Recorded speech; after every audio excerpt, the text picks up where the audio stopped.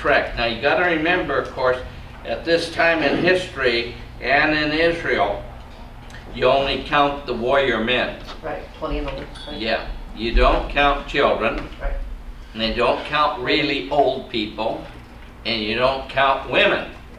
And so by the time you figure the men that came home, and then you add the children and the women, you come up with about 250,000 people came home. Well, there were a whole lot more Israelites in Babylon than that. And so a lot of them had become comfortable living in Babylon, and these are the strong-hearted ones. These are the ones that say, like Abraham. Abraham goes way up north. His brother settles in this place up close to Turkey, you know, because it's beautiful farmland and all that sort of thing. But God tells Abraham, I want you to keep going. So Abraham does. And he leaves this nice area, and he goes where God tells him to go. It's the same thing here. These people are going where God's telling them to go. But there's a lot of them that are saying, nah, I think I'll stay here. I got a nice house, I got a nice job. You know, my wife likes the schools. Something like, something like that. And so a lot of Jews, you know, for example, here's an interesting theory off the subject, rabbit trail, but it's interesting, is everybody's heard about the wise men. Whether there were 3 or not, we don't really know. Probably there was, because if you were traveling, you would certainly travel more than 1 or 2. There probably could have even been more than 3. But you know, the wise men that came back to see Jesus, they came from Babylon. Well, what a bunch of Babylonians interested in Jesus for? They were Jewish Babylonians. They were Jewish Babylonians because they had a tradition of the history of their people.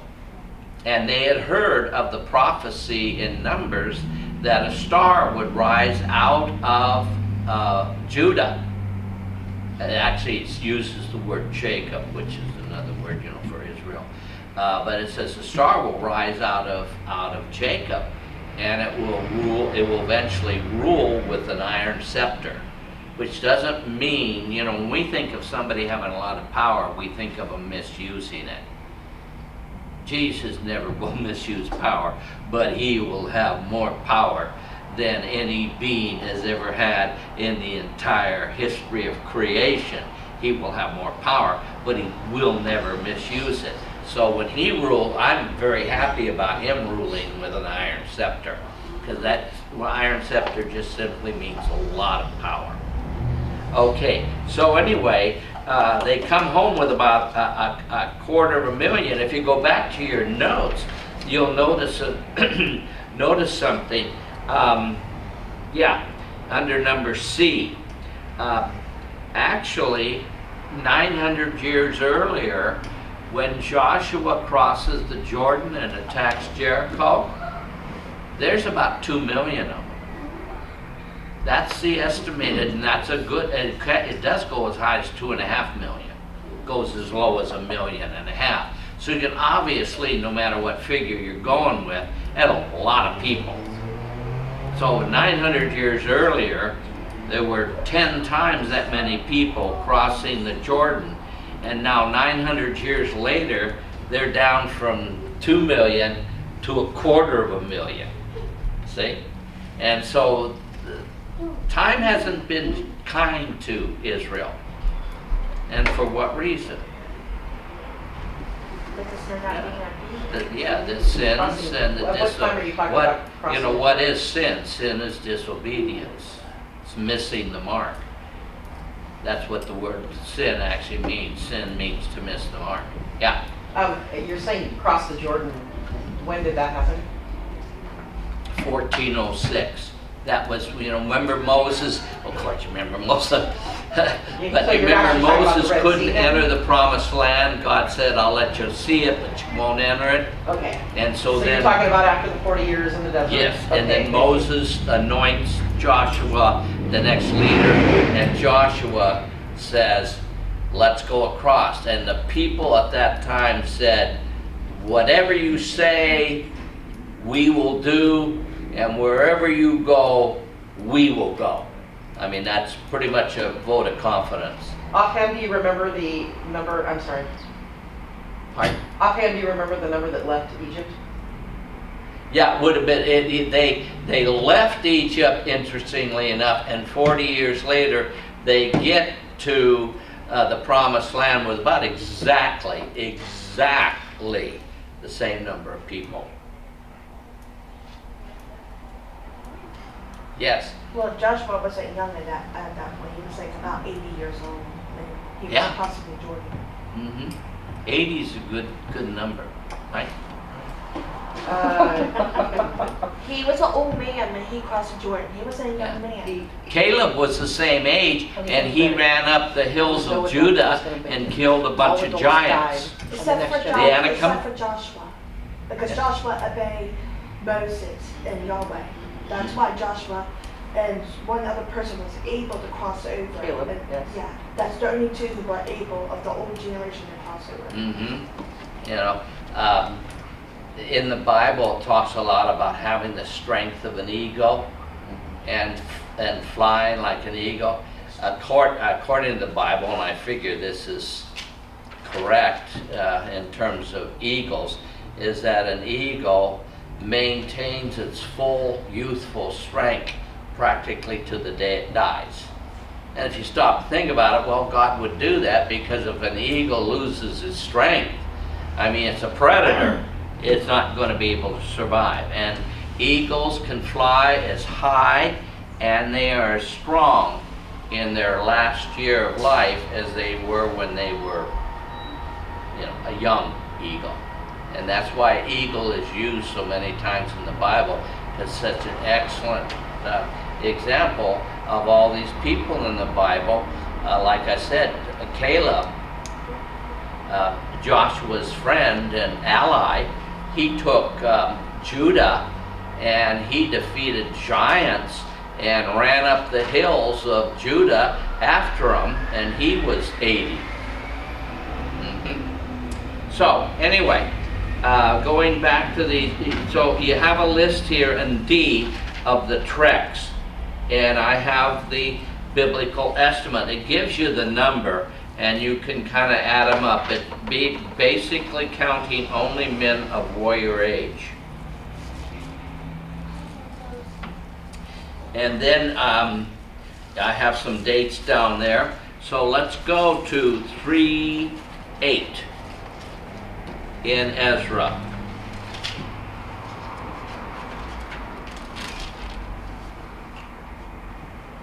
And in 3:8 it says, in the second month of the second year after their arrival. And what that means is that if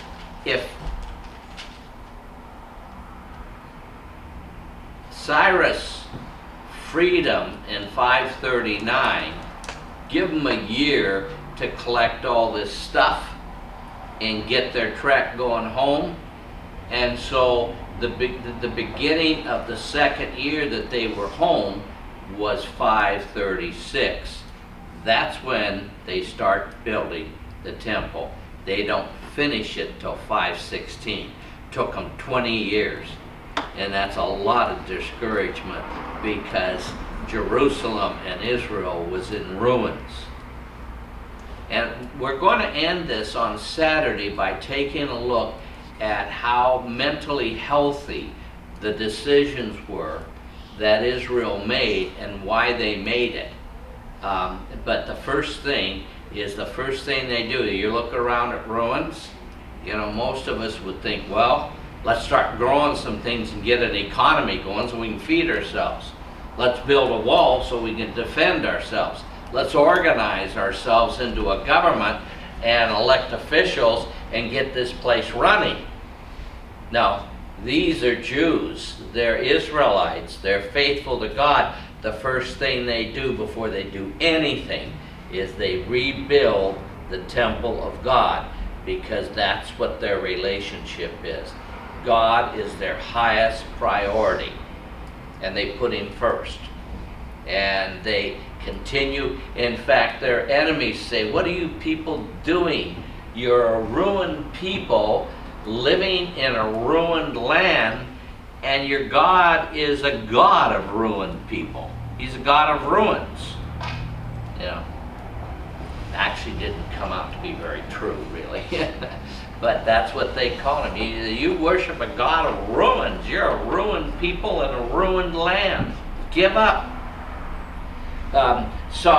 Anyway, this is in 536 then, in the second month of the second year after their arrival at the house of God in Jerusalem, Zerubbabel, son of Shealtiel,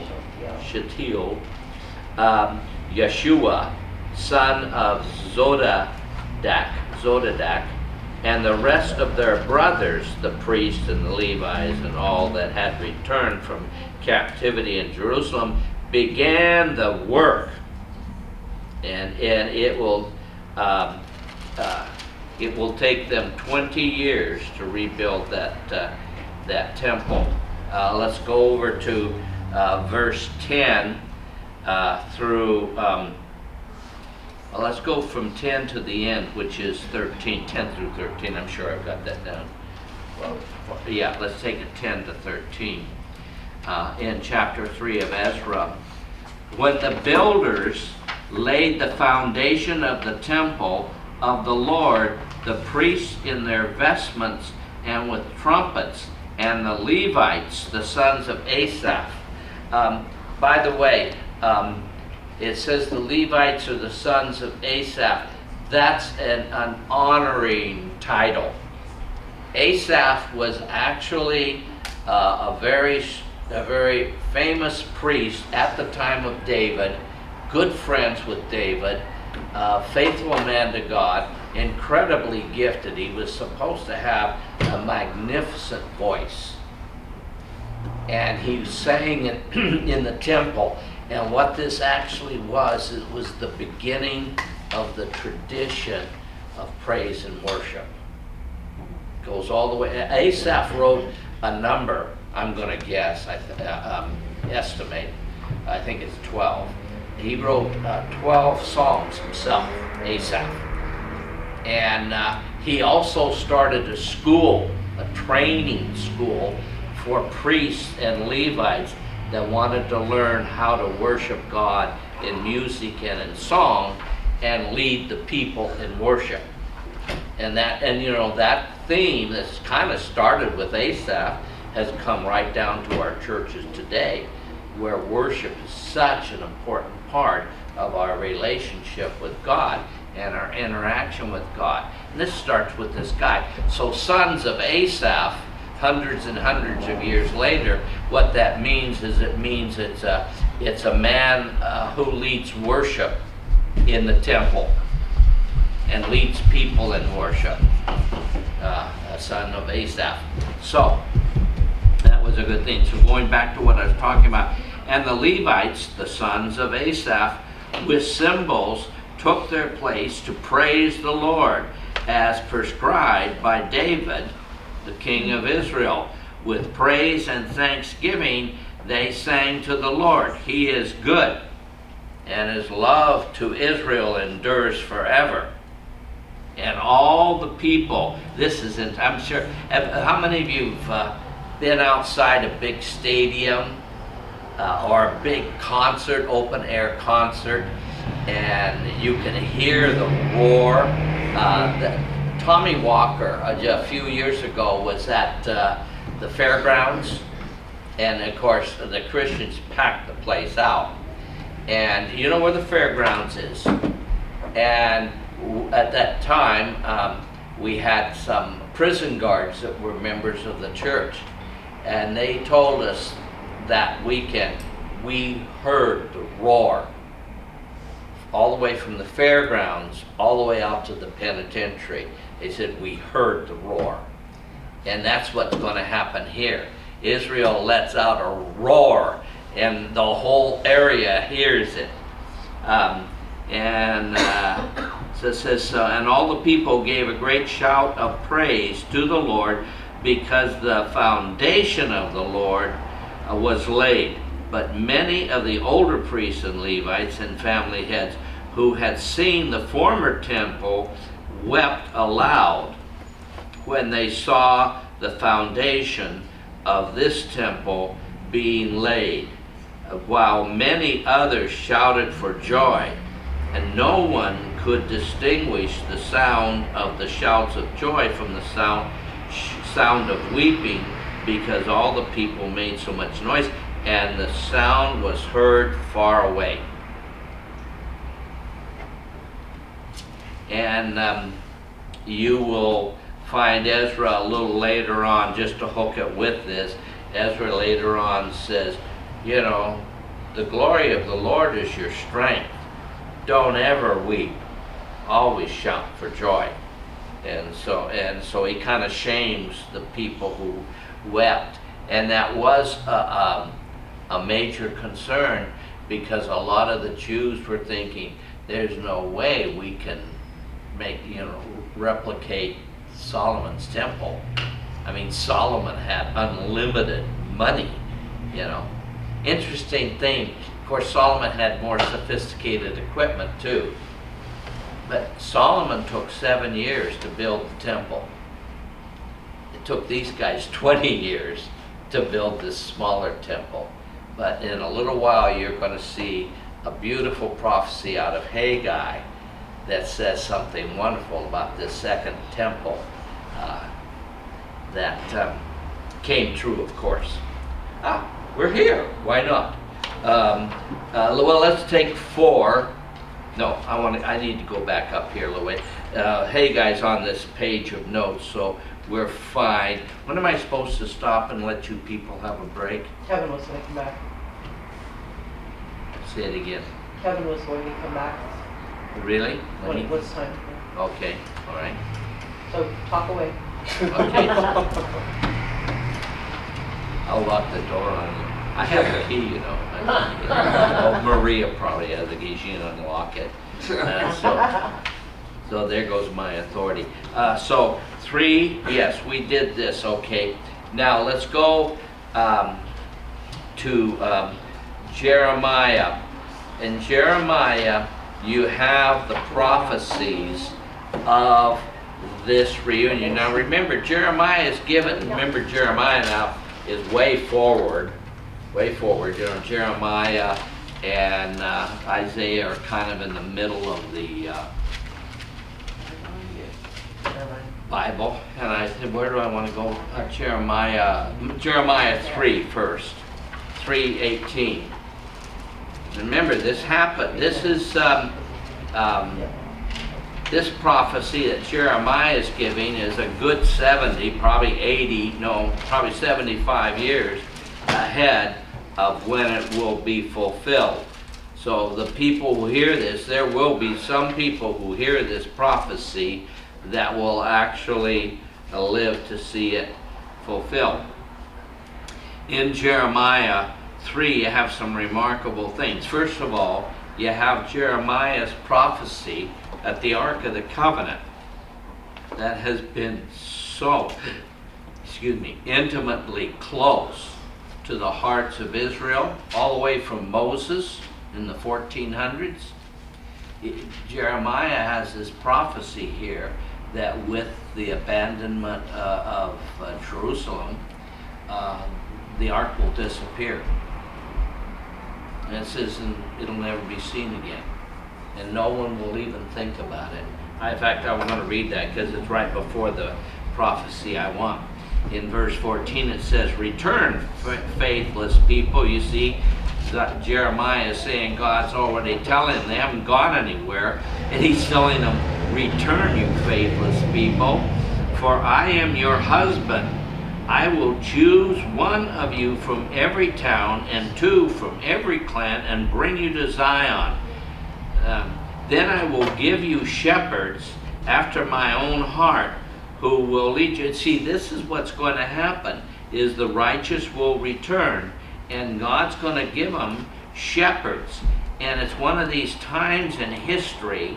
It happened in the American colonial revolution, where this tiny country came up with guys like Thomas Jefferson, James Madison, George Washington, some of the most remarkable people in the history of the world, and they're all from this little colony over here, 250 years ago.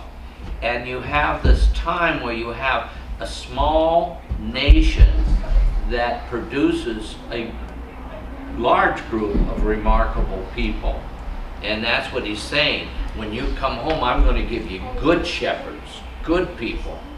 I will give you shepherds after my own heart, who will lead you with knowledge and understanding. In those days, when your numbers have increased greatly in the land, declares the Lord, men will no longer say the ark of the covenant of the Lord.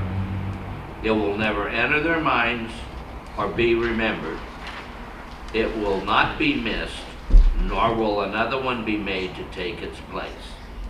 And it's interesting, the last known incident of Josiah, back around, I would say 620 is the last time in the Bible it states that Josiah saw the Ark of the Covenant. And Josiah said, take the Ark of the Covenant, put it in the temple and hide it. And you think, the temple wasn't all that big, how are you going to hide it?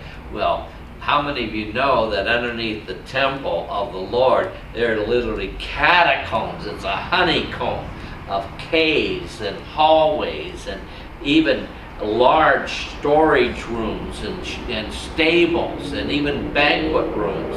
It's just huge. It's just a maze that underneath there.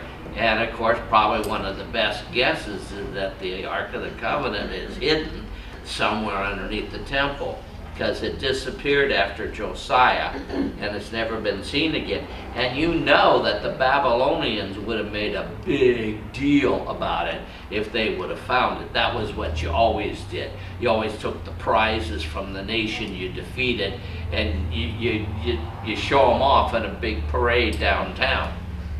Yeah? They found it actually. It's been found. A guy named Wyatt, an archaeologist. Oh. He's kept it very, very quiet because there's been a lot of resistance that's come against it. Mhm. But he's got footage out that of his story. I think he's actually died, and there's a guy that's actually taken over the Wyatt Archaeological Institute for him. So yeah, apparently it's been rumored to be found, but in a survey taken just a few years ago, I'm certainly going to say after 2000, maybe 2006, 2008, in Israel, 58% of the Israelite population said they wanted that temple back up on the mount. Now that's interesting because only about 35% of Israel are really serious Jews. A lot of them are secular Jews, cultural Jews, not necessarily religious Jews. Only about 35% of Israel are devoted Jews. And yet with 35%, 58% said, let's build that thing. That's how important it is to those people. That thing's coming up, and it's one of the few things, very few things in Matthew 24 that Jesus talked about that had to happen before his return. Most everything he talked about has happened. It's about one of the only things dangling out there is that temple needs to be put back. and they just started sacrifices. Yeah, they're doing Pesach right now over there, Mhm. and they've actually started sacrificing the lambs for Passover, without even an altar. They have rebuilt an awful lot of the sacred ornaments, and they are the temple service. enormously expensive. Yep. And so that's really putting your money where your mouth is. These people are not only saying that, but they're rebuilding a 6-foot menorah, Right. a gold, And ornate. yeah, It's and not millions of dollars, and they're getting these things all ready to Right. put in that temple when it goes back up. And none of us would go out and spend a huge fortune on something that's never going to happen. Not unless you truly knew But it's then- going to happen. Yes. why, I understand that it's not happened, but why, if we're the temple now, because of the new covenant, Mhm. why, it's just a false temple to me. That's actually what it was just. The Jews need the temple. We, children of God, Are the need the temples. covenant. Yes. We have the covenant. That's right. That we don't need the temple, but they do, because they're way behind, like 2,000 years behind on sacrifices. You know, and because they didn't accept the blood of Jesus Christ, they have to keep having the blood of the innocent lamb to atone for their sins, because Jews have a different relationship with God than Christians. Ours is much more intimate and much closer and goes a lot deeper. These Jews are very, very serious, and they're very deeply concerned about their faith, but Judaism has a different relationship with God than Christianity does. I mean, we have a lot of similarities, but we have our differences too. And we have a much more intimate and personal relationship with God than they do. Yes. I was just gonna say that, it's funny because you asked the question as I was going to offer the information, but the Revelation says that the sacrifices have to cease Mm-hmm. in order for